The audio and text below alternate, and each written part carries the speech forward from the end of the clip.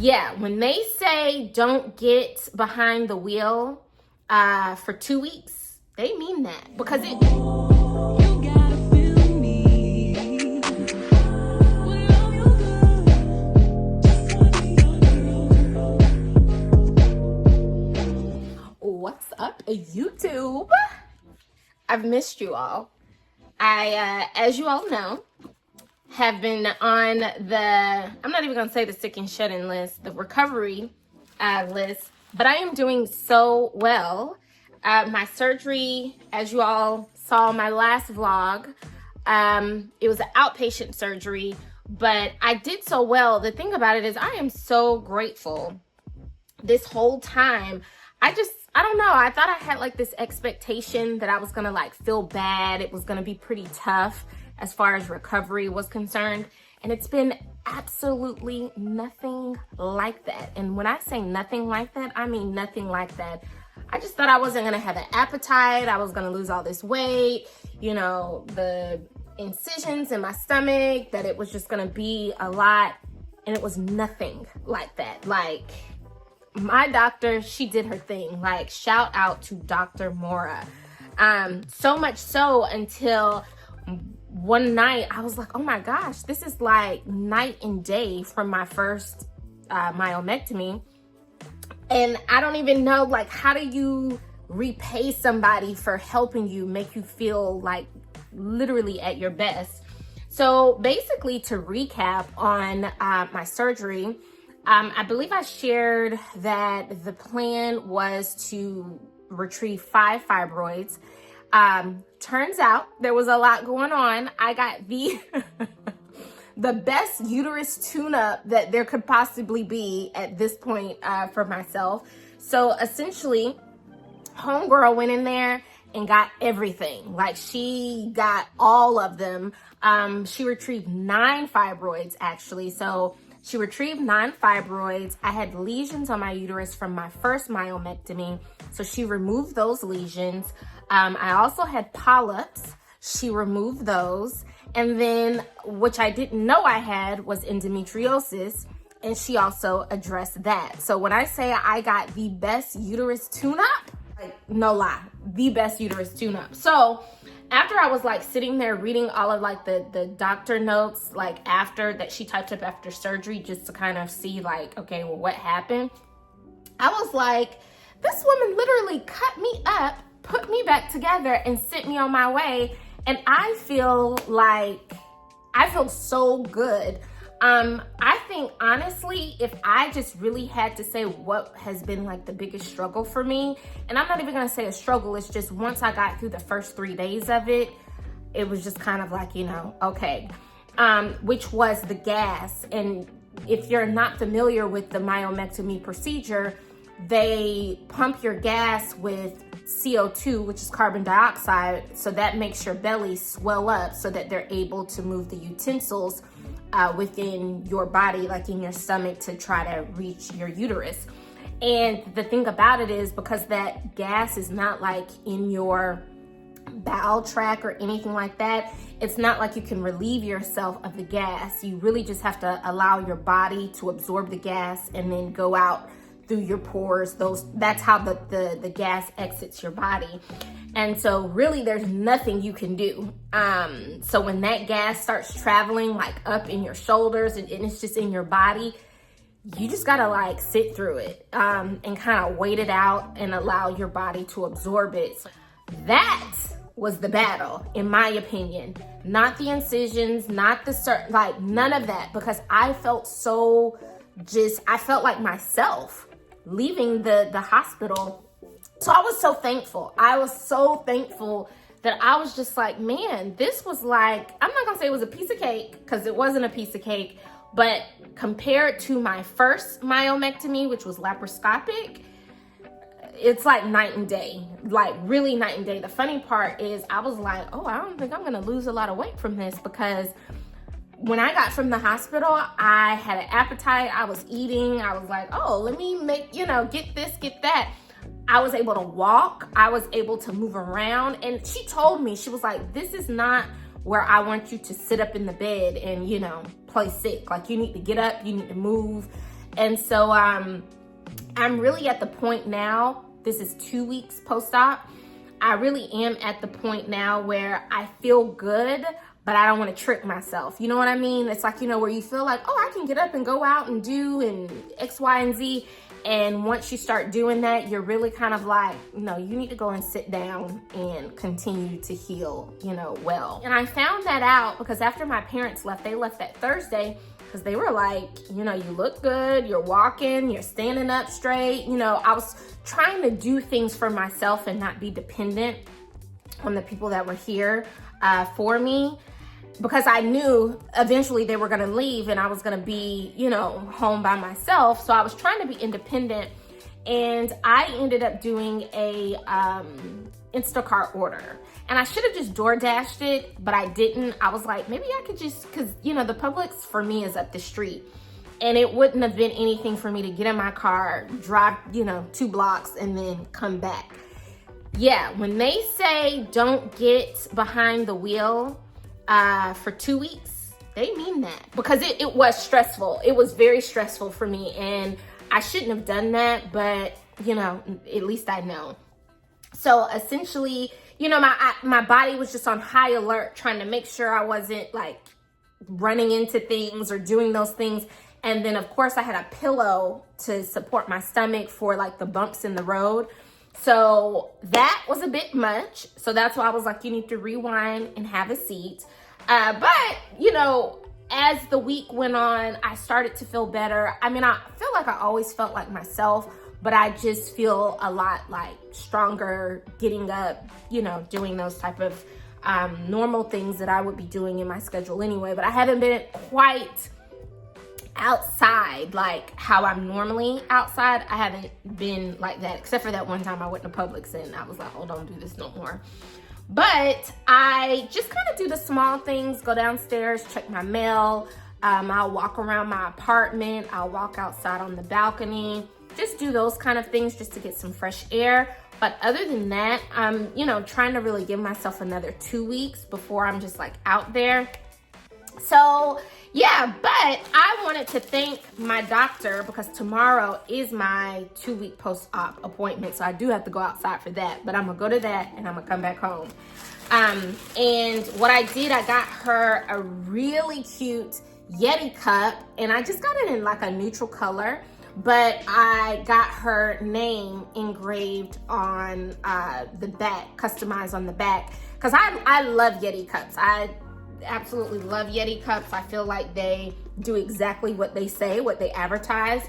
And it was gifted to me. My Yeti cup was gifted to me. So I was like, blown away by the gift. So I was like, well, I think she'll get a lot of use out of this, and to know that no one can take her cup because her name is on there. So I'm going to go to CVS so that I can get like a gift bag and a card, a thank you card, and have that ready to go because my doctor's appointment is tomorrow at 8:45. I think it's 8:45, something like that. It's pretty early.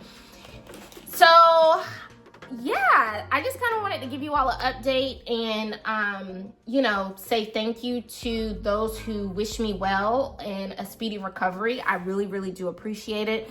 And I just kind of miss, vlogging. I miss putting together my YouTube videos. And so I'm just kind of slowly but surely getting back into that.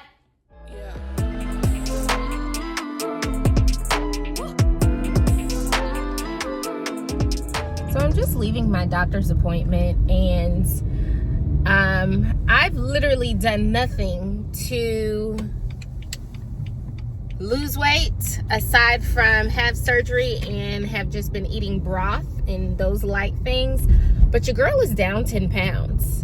And I know that is just like not even the best excuse. A win is a win. Bragging of Win is a losing win. weight. But listen, I am taking this and I'm running with it, okay? Running with it. 10 pounds down. Your girl is 172. And I could tell that. I could tell I was losing weight in my face. But I'm just excited about that. But all went well in my appointment. I just still need to kind of take it easy and, just continue to heal as directed. And I, of course, have a follow-up and all of that good stuff. But I I just feel so good because I'm 10 pounds down. Now, I'm just going to go, now I am just going to go home because these bumps in the road are not doing anything for me. And I got like this little thing going across my stomach just so my stomach is not like catching the bumps in the road. But did I tell y'all your girl is 10 pounds down? Mm-hmm. That's right. That's right.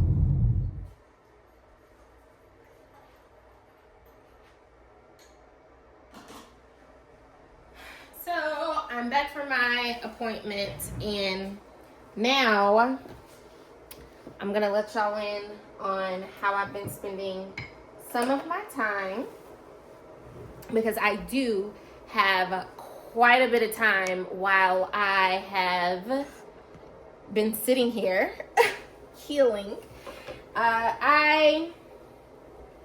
So the thing about it is, if you have not been living under a rock, then of course you know that it was all of the headlines on social media, in the news, everywhere, where Bad Bunny performed the halftime show at the Super Bowl this past Sunday.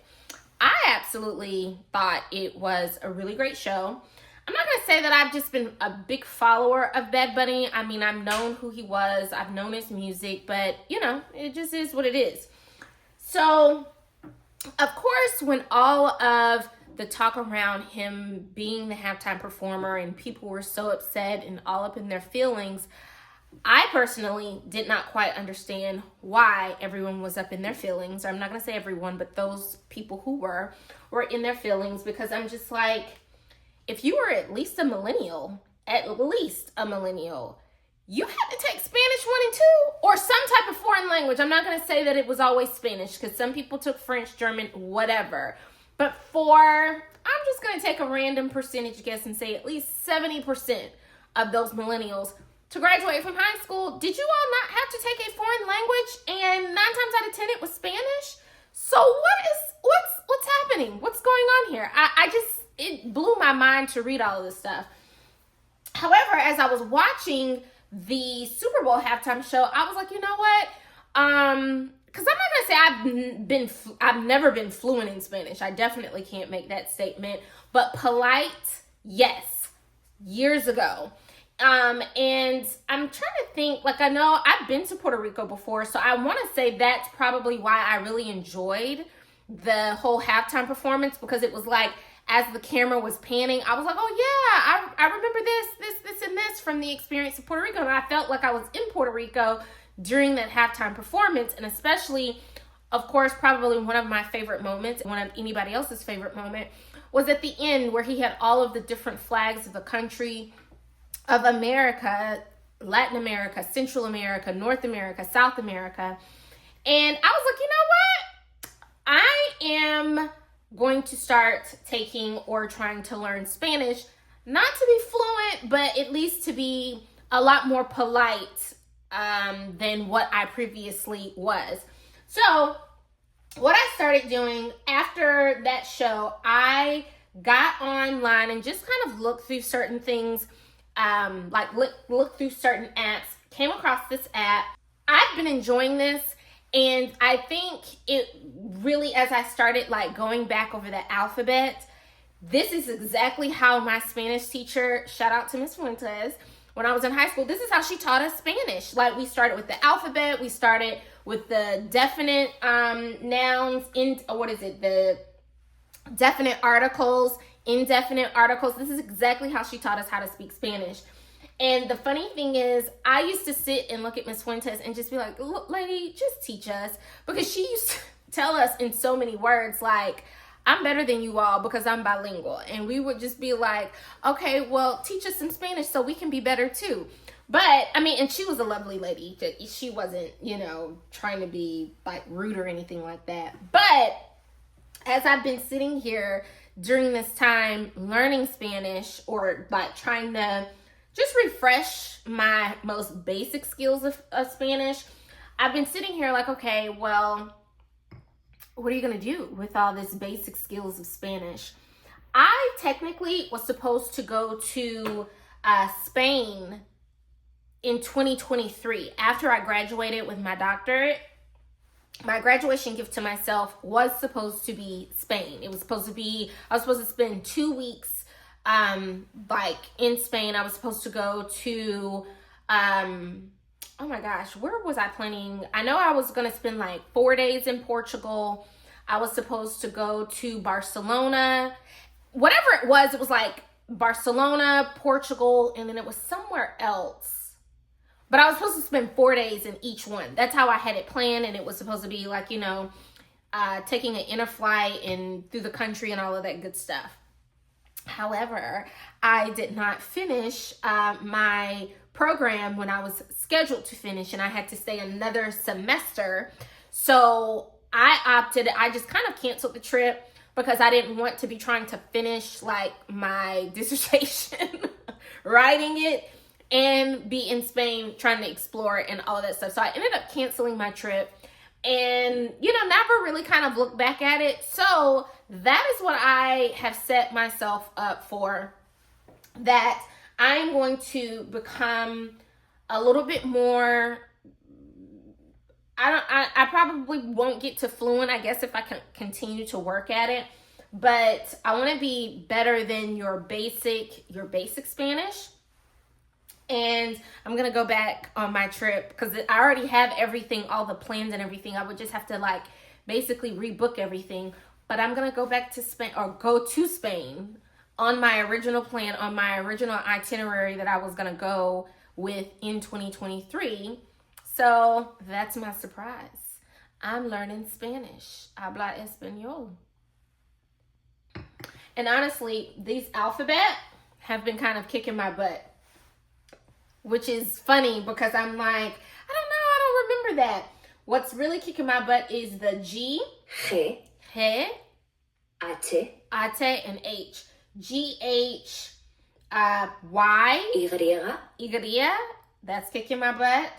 And it was something else. Or was it just those? All the other ones I've been pretty good at. And I don't know, it's just kind of all coming back to me very slowly, but it's coming back. It's coming back. So it's been good.